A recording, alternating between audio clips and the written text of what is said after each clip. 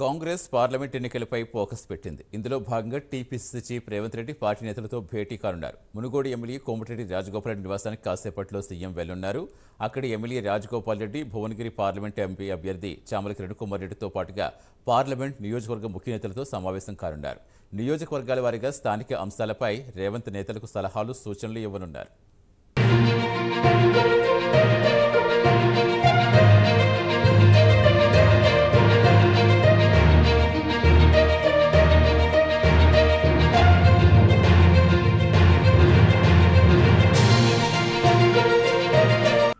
Thank you Satish. Parliament ఎన్నికల పైన CM Revanth Reddy focus చేశారు.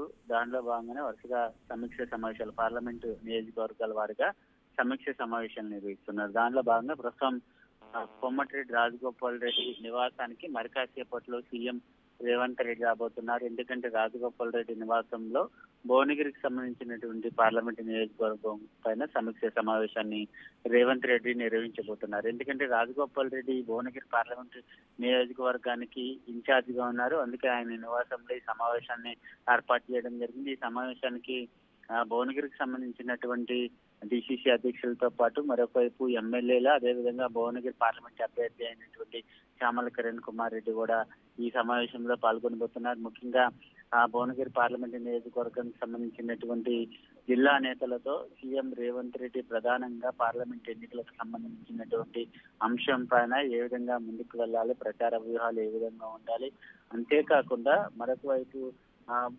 ప్రస్తుతం నియోజకవర్గాల్లో ఉన్నటువంటి అంశాలపైన నేతల అభిప్రాయాలు తీసుకోవడంతో పాటు మరొక వైపు రేవంత్ రెడ్డికి సంబంధించినటువంటి ప్రచార వ్యూహాలు, ఎక్కడెక్కడ బహిరంగ సభను ఏర్పాటు చేయాలన్న దానిపైన ప్రధానంగా భువనగిరి పార్లమెంట్ నియోజకవర్గ సమావేశంలో చర్చించడంతో పాటు నేతల అభిప్రాయాలను తీసుకొని సీఎం రేవంత్ రెడ్డి ముందుకు వెళ్ళబోతున్నారు. ఇప్పటికే భువనగిరికి సంబంధించినటువంటి అభ్యర్థి చామల కిరణ్ కుమార్ రెడ్డితో పాటు అదేవిధంగా ఎమ్మెల్యేలు, ప్రభుత్వ ఇప్పులంతా కూడా రాజగోపాల్ రెడ్డి నివాసానికి చేరుకున్నారు. మరికాసేపట్లోనే సీఎం రేవంత్ రెడ్డి రాజగోపాల్ రెడ్డి నివాసానికి చేరుకునేటటువంటి అవకాశం అయితే కనిపిస్తుందని చెప్పాలి Satish. Right, thank you Nagendra.